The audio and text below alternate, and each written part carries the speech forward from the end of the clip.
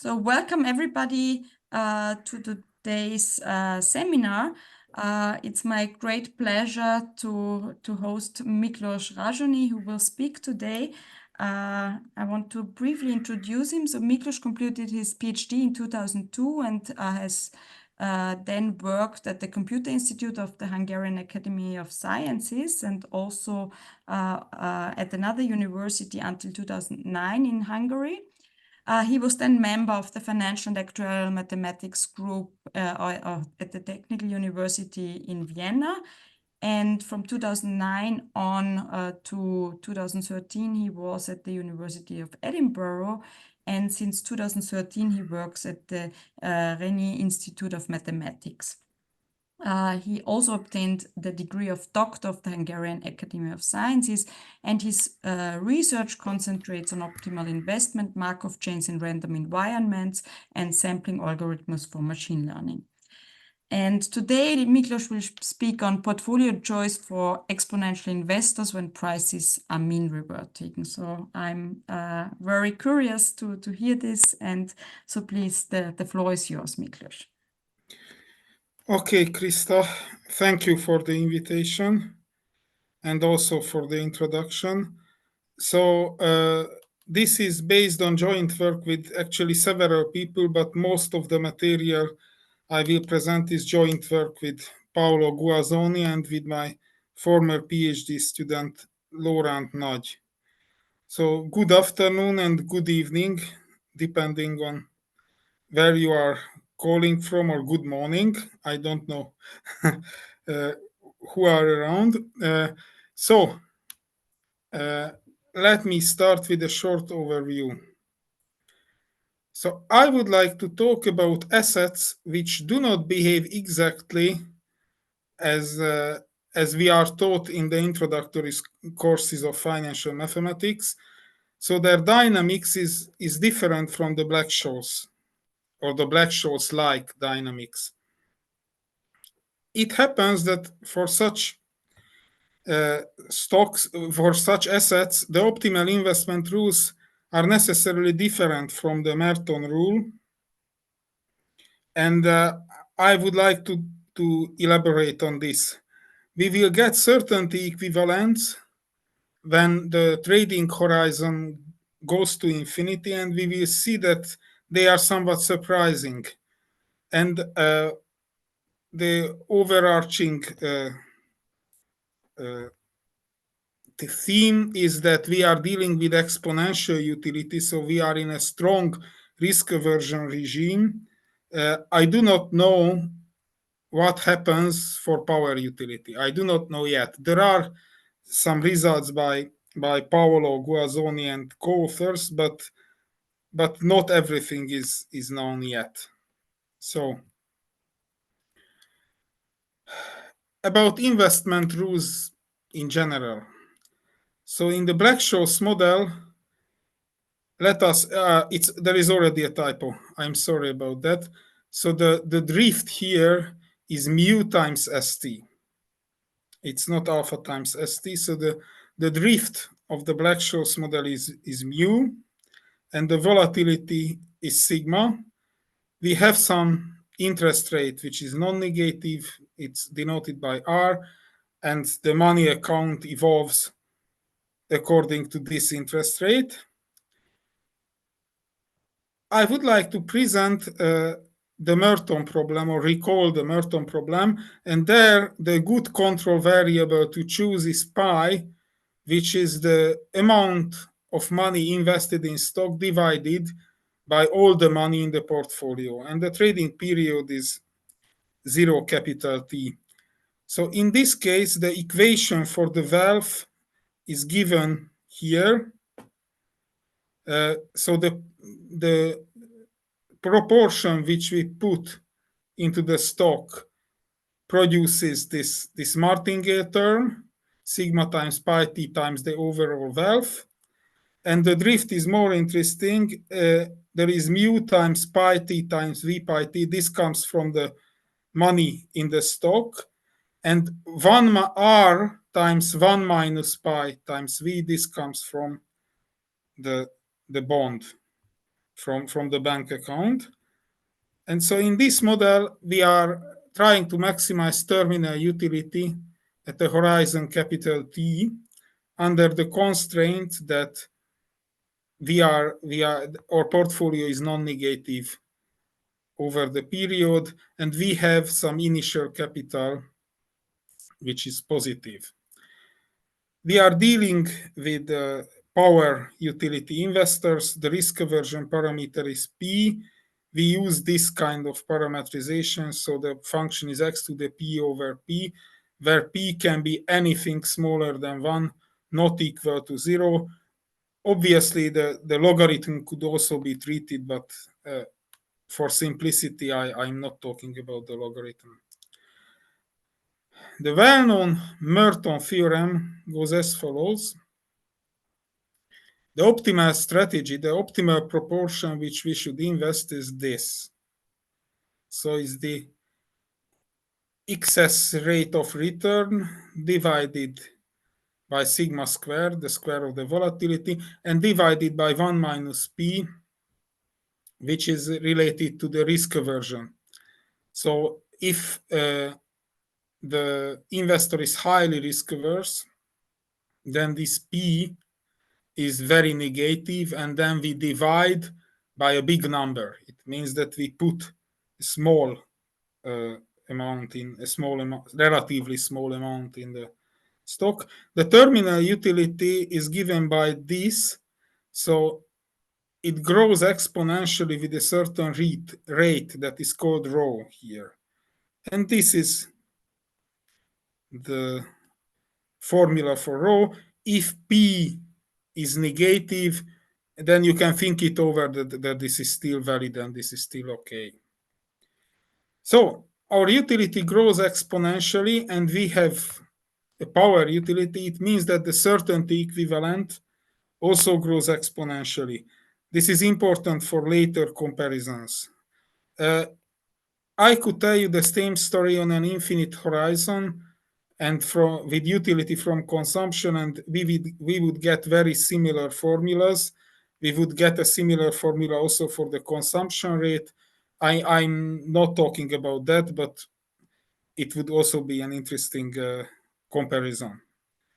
And I would like to recall that in the literature, we find many so-called turnpike theorems, which say that under certain conditions, if we trade on the long term, our strategy will eventually converge to this strategy in a suitable sense. So there are many formulations of this theorem, even if the utility function is not the power utility. If it's only similar to the power utility in a suitable sense, then this conclusion still holds true, which shows that there is a certain universality of this Merton theorem. So we may think that this is really like the rule for investment. And I would like to challenge this rule if we look at different dynamics and different utility functions. The utility function will be exponential utility. It's here. And for the moment, let us look at a discrete time Bachelier model. So the drift is mu times t and sigma times epsilon I, where these are standard Gaussian. And from now on, during the whole talk, interest rate will be 0. We are maximizing this quantity, where the trading strategy is phi I, and it's a predictable strategy. We can reduce this due to the exponential structure. We can reduce this to a one-step problem, namely this one. We need to maximize, or if you like it better, we need to minimize this quantity in phi. It's easily found. It's mu over sigma squared. And so we find out that for an exponential investor, still in a Bachelier or Black-Scholes-like model, you would get the same result in continuous time, and you would get the same result in the Black-Scholes model. So what we get is that we keep a constant number of assets. So the number of assets is kept constant, mu over sigma squared. And if we look at the optimal utility, we can immediately see that the certainty equivalent is linear because it's an exponential function, exponential of minus t times something. So the certainty equivalent is much more modest. It's not exponential, it's only linear, unlike in the previous case. And now it will be surprising to compare this to another class of assets, which I will talk about soon. So the Black-Scholes price is a kind of random walk model in the sense that there is a drift and there is a martingale part. And the martingale is like a random walk. Random shocks, independent random shocks accumulate. In a general martingale, they are not independent, but they are still uncorrelated. And empirical studies find that this is not necessarily the right way of describing prices. It works well for indices, for stocks, but there are other classes, namely commodities, commodity futures, where we see different phenomena. There are also so-called long-term safe assets like gold or very long-term inflation-protected bonds. So what empirical studies find that returns are not uncorrelated. There is a correlation in the long term. And to put it differently, what we see is that the shocks do not accumulate, but they fade over time at an exponential rate, or at least so it seems. And let us see quickly what I mean here. I mean an asset which has a drift, a linear trend, plus there is an Ornstein-Uhlenbeck process, a mean-reverting diffusion, which I call XT. So it is this type of models which we will investigate here. First, in discrete time. Let us look at the autoregressive process RK and the mean reversion parameter nu0, and then consider this recursion where eta are IID random variables, and actually we assume that they are standard Gaussians. And we look at the same optimal investment problem as before, but now with this autoregressive process. And this can be directly calculated, but it requires stamina. So you need to invert big matrices and so on, but it can be calculated. A very talented, actually he was a BSc student, Sándor Deák, who was my co-author. He had the stamina to calculate this. So the optimal strategy on a fixed horizon, capital N, sorry, the horizon is capital N here. It's a kind of linear strategy. So nu here is just a constant. Was it defined previously? Yes, it was defined here. Nu is nu0 minus 1, so it's a concrete constant. But here, the strategy is linear in the current state of the system, so in the current price, which is RK minus 1. And the coefficient is depending on where we are, on the time parameter K. In other words, this is a Markovian strategy, but it's an inhomogeneous Markovian strategy. And if you look at it, N minus K, when K is like very small and N is big, then it means that we take a huge position. I mean, it's also it's also multiplied by the price, but if we forget about the price and we only look at the relative size, the relative size is huge at the beginning, and as we go closer to capital N, we slowly get to zero. So actually we sell all our stock. We can calculate the exact optimal utility, which has this formula. Here gamma is the well-known gamma function, which is the generalization of factorial.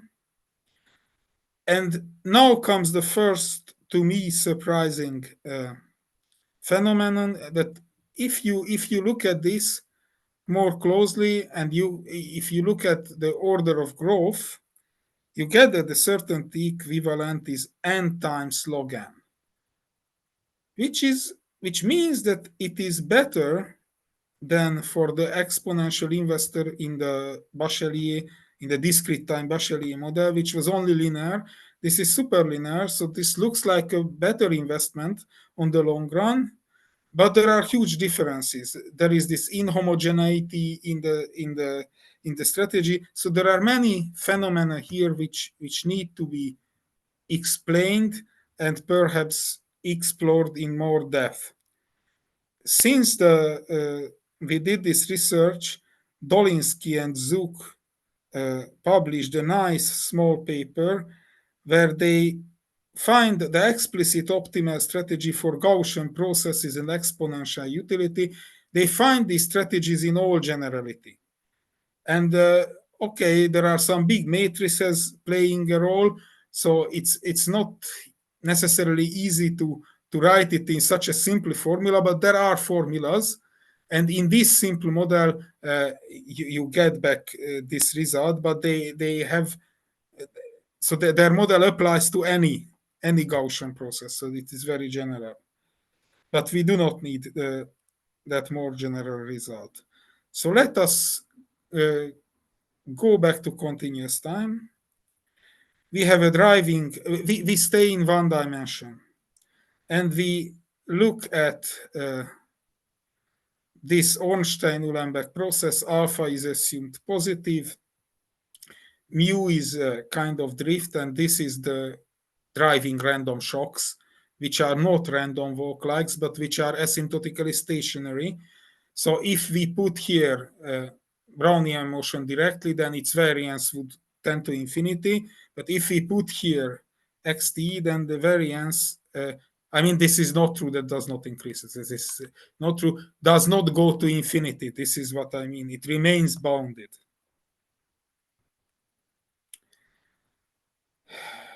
In cookbooks about investing, the good piece of advice is that as we grow older, we should invest less into risky asset. So piety should decrease. And this is one more motivation for our interest in the previous models, because this is precisely a position which gradually decreases. So we might think that this is a model of such an investor who behaves, if you wish, naturally, not in the Merton model. So the most important assumptions, I repeat, that there is zero interest rate, the utility function is exponential, and we will have a finite horizon, but we will tend to infinity.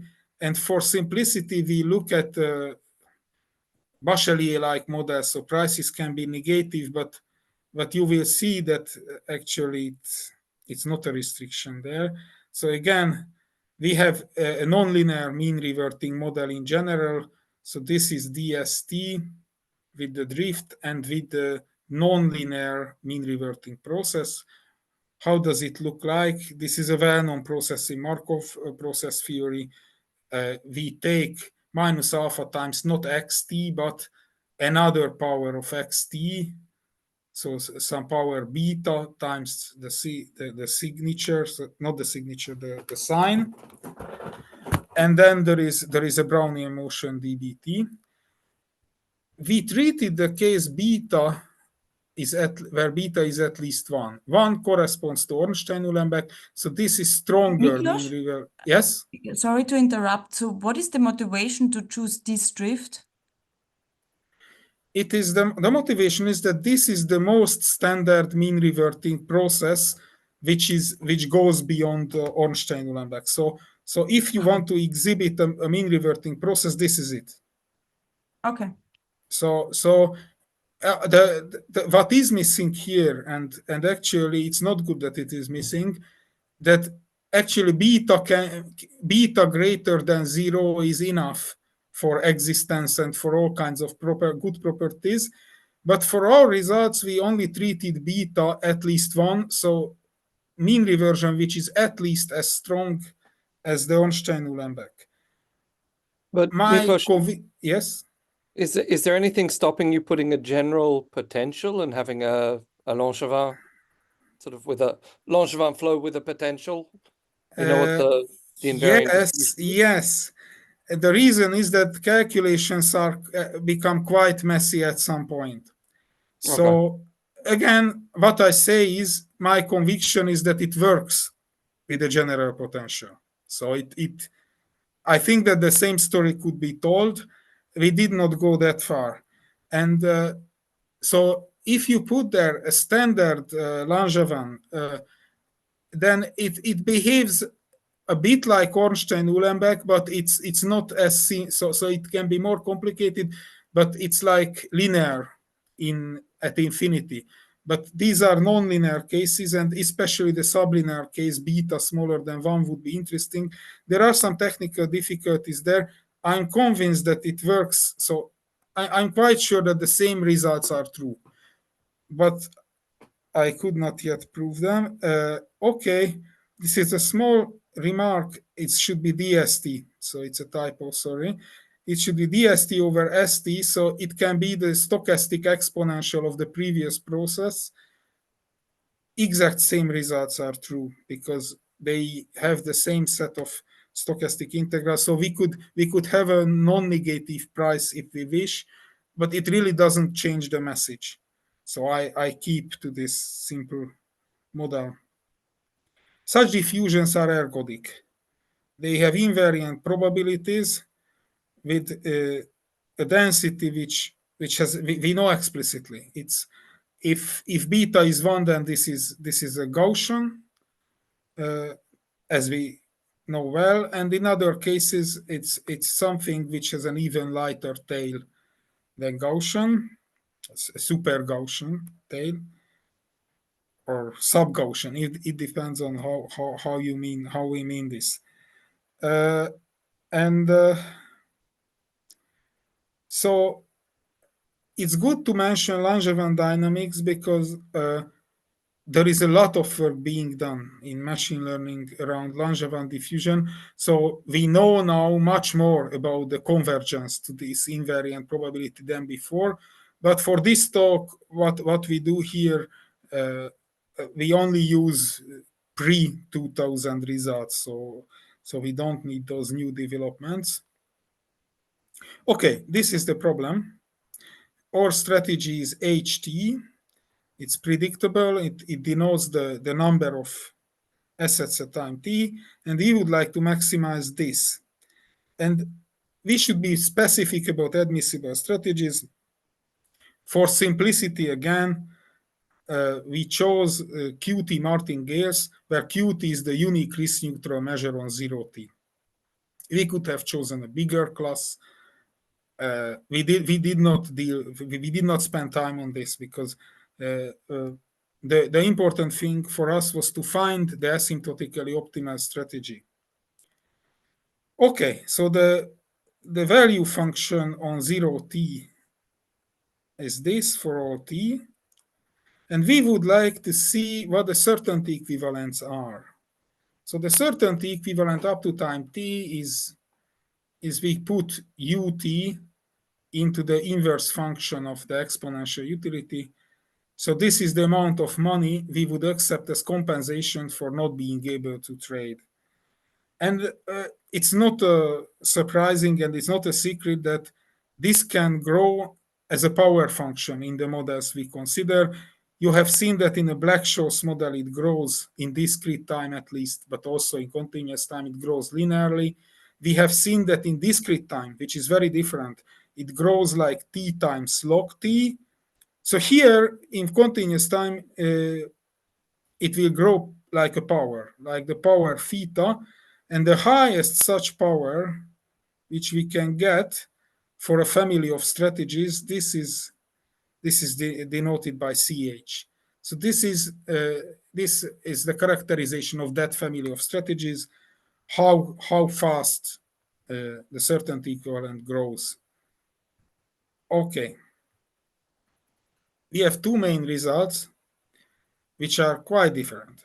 The first is, if we have a non-zero drift, which is the case, for example, for a commodity futures, this is certainly the case. So there is a non-trivial return, plus there is this mean reversion part.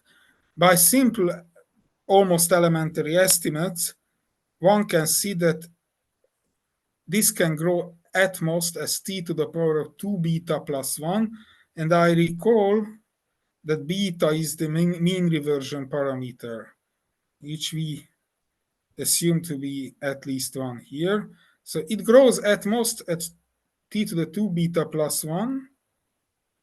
It follows immediately that for any family of strategies, this this growth index or order of the certainty equivalent can be at most 2 beta plus 1. And actually, it is 2 beta plus 1.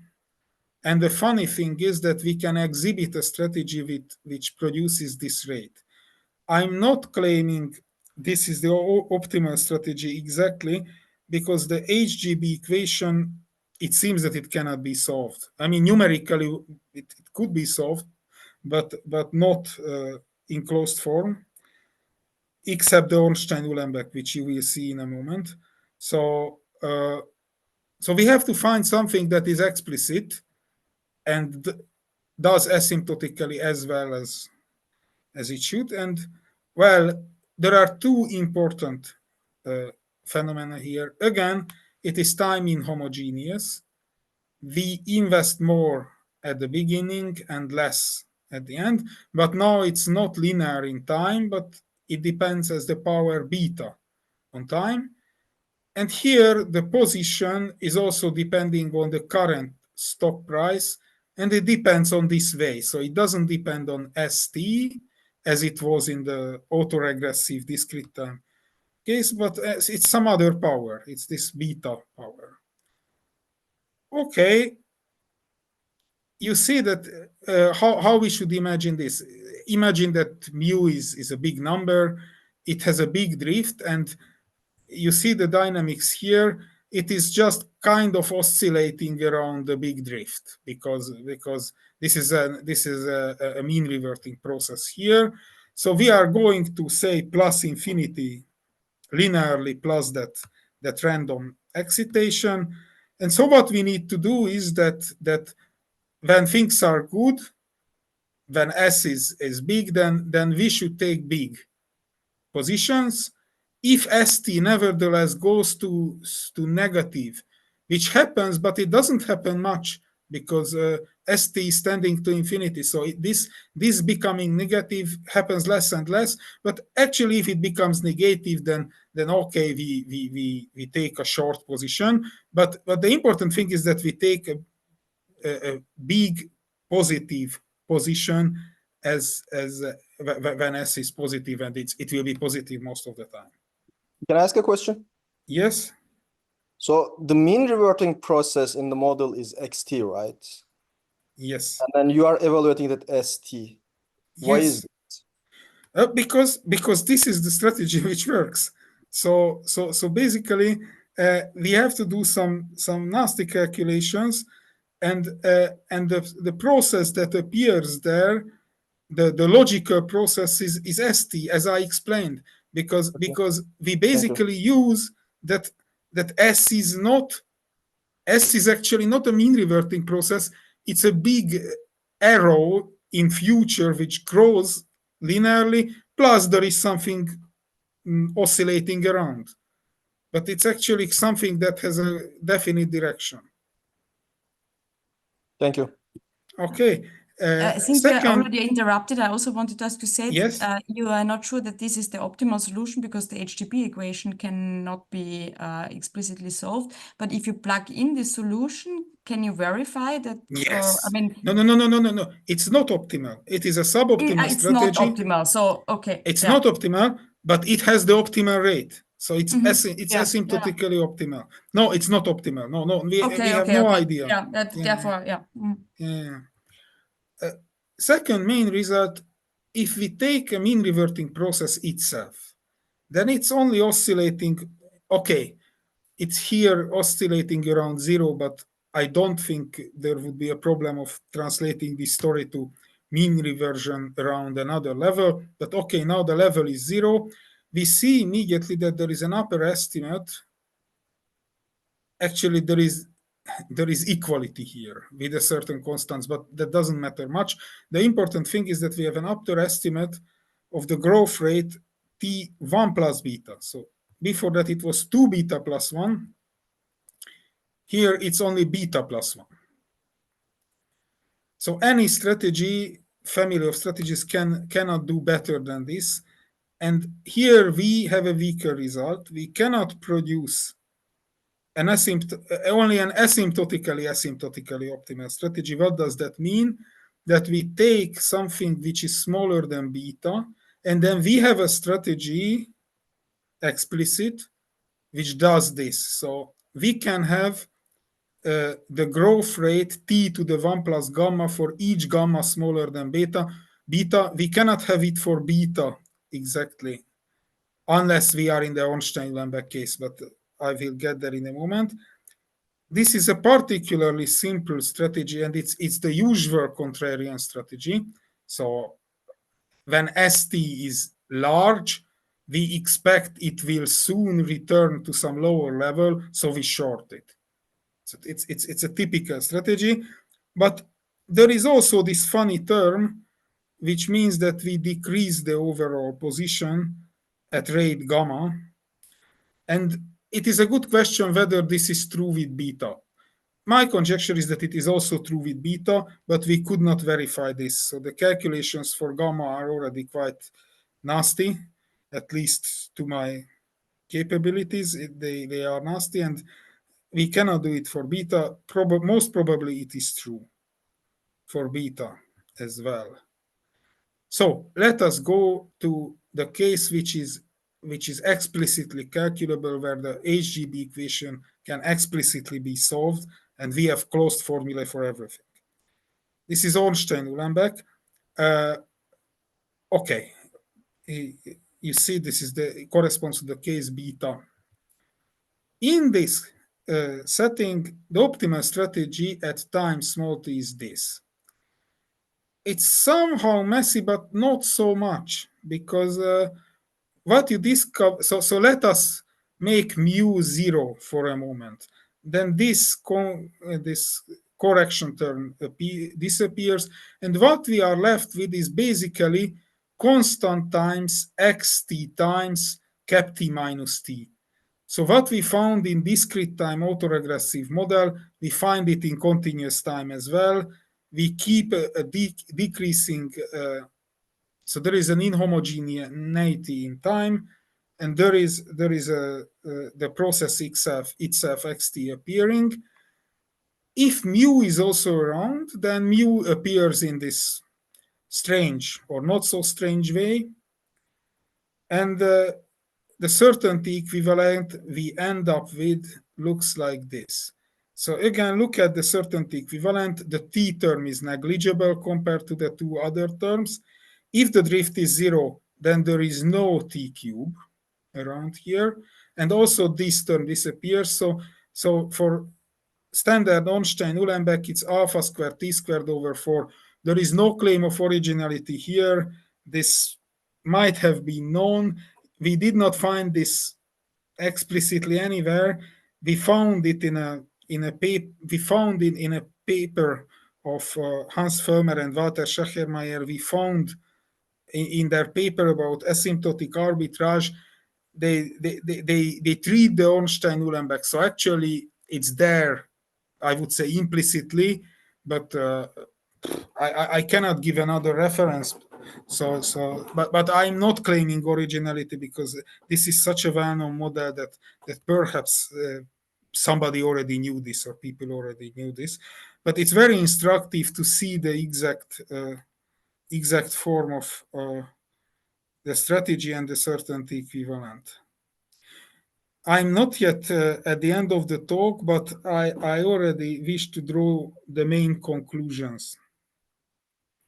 So I'm looking also at my watch. Okay, I will not speak much more. So the investment rules we were looking for are for mean reverting assets, or for assets that grow kind of linearly, but there is a mean reverting oscillation around the trend. And these are, we are inspired, motivated by commodity related assets in this research. The common advice that you should invest less as your age advances gets confirmed in this asset class for exponential investors. This is in contradiction with Merton's rules, with Turnpike theorems, and so all that literature. So there should be a deeper study of these asset classes, and also these phenomena which we discover here, they are certainly more far-reaching. Actually, the first generalization I would try, we have not tried it yet, is to look at the case with jumps. Also, a non-Markovian case, I would not say fractional, because fractional processes create arbitrage in these models, but there are other Gaussian models which have long memory, but at the same time they are arbitrage free. So there is not only fractional Brownian motion, and I would be interested in seeing what happens for those assets. Okay, I will talk a bit about the proof, and then a few words about. So I have many more slides, but I will not present only the most essential part of those slides. Arguments of the proof. So part of the arguments is completely standard from Markov process point of view. If we look at the generator of the diffusion, there is also the so-called nonlinear generator, which is often used. It's mostly used when you have large deviation principles, this kind of problems. Then this is the object to look at. It's defined in this way. And if the diffusion is very nice, and these nonlinear diffusions are very nice, then you have a Lyapunov condition of this type. So it's not the same V which appears here, unless we are in the Ornstein-Uhlenbeck case. Then we have V and W both can be quadratic. But in the more general case, V should be basically x to the power 1 plus beta, and W should be another power, x to the 2 beta. It is a higher power in our setting where beta is bigger than 1. What does this Lyapunov condition express? It says that in some sense there is a pulling in effect in the dynamics, and this happens only outside the compact set. So outside the compact set we have some pulling in, some dissipativity effect, and on the compact set we only need some bound, which is a very weak condition. But this is not a weak condition, but this C is sometimes called a small set, so a compact set there. From this Lyapunov condition, there is a standard supermartingale property which is well known, and then this lemma is also well known. We could not find the reference, but it's just applying standard techniques in a standard way. I forgot to write dt here, so we integrate x2 to the power of 2 beta with respect to dt, and this has exponential moments which grow only exponentially. And this lemma is the most important for the direct estimates we will do. I only talk about the case where mu is equal to 0. We take this process and apply Ito's formula. And this is 0 at cap t. And so we can write, and it's also 0 at time 0. So we can write ut as the sum of three integrals, one stochastic integral and two ordinary integrals. And rearranging the terms, we get this. And here what you see is exactly the value process of our strategy, which is asymptotically optimal. So the value process of our strategy can be represented in this rather simple way, but then the estimates are still tedious. So it is still tedious, but it works. One can show that this is the leading order. This is the leading order term, and this will be negligible in the long run. And if we do the same thing with non-zero mu, then everything gets much more complicated, but the basic idea is similar. So we use some trick of this kind and then some nasty estimates. I promise that if there is time, I will quickly talk about fractional Brownian motion. I will do that, if possible, in 3 minutes. All I want to say is that if we trade in fractional Brownian motion in a model with price impact, these are some older results, and we maximize the expectation of our strategy. And I only would like to point out that in this setting, we also could find an asymptotically optimal strategy. And it's the form of the strategy which I would like to show here. So the strategy there is very similar to the strategies here, except that it's time homogeneous. So the strategy is some basically it depends on ST in this nonlinear way. Alpha is something bigger than 1, and H is the Brownian fractional Brownian motion parameter. And then using this strategy, we get an asymptotically optimal rate. But be careful, because here strategies are the speed of trading, not the position. So the analogy is distant, but still the analogy is there. So for example, if we do this in discrete time, this price impact story, then we get very similar strategies to the previous ones, which means that these kind of contrarian-like strategies pop up in several different contexts, and so this should be studied in greater detail.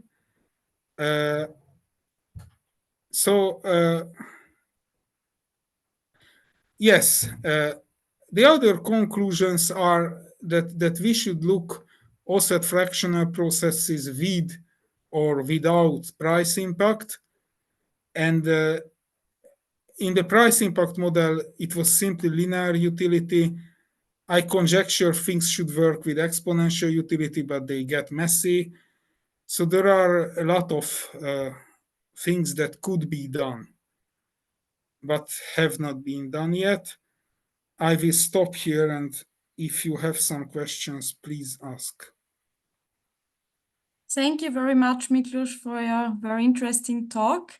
Other questions from the audience? So I see there is one from Jean-Pierre Fouque in the chat. So please, everybody who has a question should write it in the chat or in the Q&A, and those who are in the panelists can also unmute themselves and just ask the question. So I just read out the question of Jean-Pierre. Have you tried with several assets in particular co-integrated? The answer is a simple no. So this is in its infancy. So in terms of models, we really took the simplest non-trivial mean-reverting model. with several assets, the problem becomes necessarily much more complicated. So I think that the trick we use here, I would certainly try to look for a strategy in a similar form, but that requires research. Then there's another question. What is lambda on slide 28? Very precise one. Slide 28, yes. Lambda. Is there a lambda? Lambda, well, I did not give the details of this model, so I can show it quickly. So lambda is a linear coefficient of the nonlinear price impact. So we imagine it's a small number, 1 over 10,000. It's there because it's there. There is the price impact term. It's something small. Okay, thank you. Are there further questions? Well, can I just continue Yes, on my question? please, yes. It was not, I mean, it was not a cheap question like how about several assets. It's simply that when you have co-integrated asset, this mean-reverting property is quite natural. That was maybe to give you an example of markets where you can find mean-reversion between two assets, co-integrated assets. And maybe your theory could be applied in that case very well. Is this related to this moment No, strategies? pair trading, like pair trading. Yeah, pair trading. Yes. Yes, Momentum. This is pair trading, which is done in stock markets. So in this talk, I rather concentrated on asset classes that are not usually studied. So, so it's a basket of stocks which can imitate mean reversion. Here, some of these assets show this quite naturally. I mean, without needing to compose them into a portfolio. But thank you, because actually this would be the most natural application in mainstream models. Yes. Okay, very good. For the moment, I do not see further ones. I would have another question. So when you showed us the explicit solution, the optimal one in the Ornstein-Uhlenbeck process, then it was in terms of the X and not in terms of the S, if I remember correctly. So this was a bit because it's calculated that way. So but so you can you relate it with your expression then with that you had before? So if mu is 0, then what we get is almost almost the same. Okay. Modular constant. If mu is not 0, then there is no. So you cannot directly read out from this formula. You cannot directly read out our strategy from this formula. So we found that strategy with the different heuristics. It's not something we looked at this and then we said we should do this. No. One could rewrite this in terms of ST. Yes. But that would be that would give something quite complicated if you think so. Here we should write, instead of xt, we should write st minus mu t, and then we would get something, but we did not use this as heuristics for the strategy which we present, which it seems to be that it's a simpler strategy than what we get out of here. Okay. And maybe another question, you mentioned it at the beginning, so these results hold for exponential utility, but do you think, or do you have an intuition if this statement, for instance, that one should invest less when you age in the risky asset, does this also hold for power utility?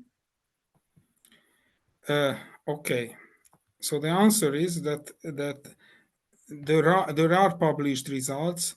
It's by Guazzoni, Tolomeo, and Wang in Siam Journal of Financial Mathematics about 5 years ago.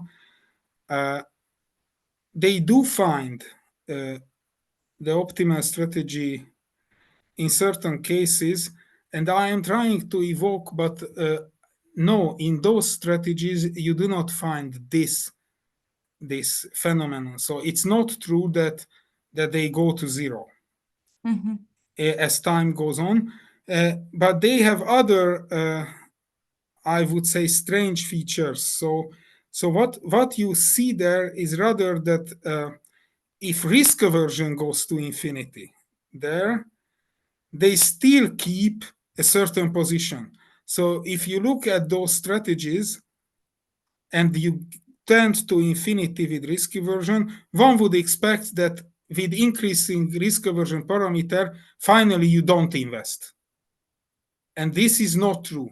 Even if you go to infinity, you still invest a certain proportion of your wealth, which is it's again very much contradicting the Merton intuition.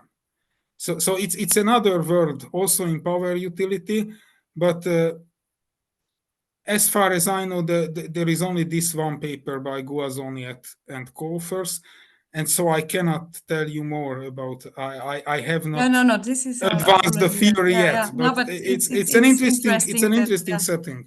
Yeah.